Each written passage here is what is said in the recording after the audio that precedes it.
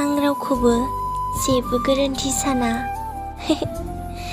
गोरोन्थियाथ' आंनिनोमोन, जायखौ आं एसेबां फोथायदोंमोन। बियो आंखौ नागारना थांबाय। थारैनो बिहा मा उसुबिदा दंमोन? इसोरा बुंदों बेयाव बेहा जेबो दाय गैया, मानोना आंनि खाफालनि लिरनायानो आस'खान्दा। जेब्लायबो आंल' मानो गिनांगौ नोंखौ गोमाजानो?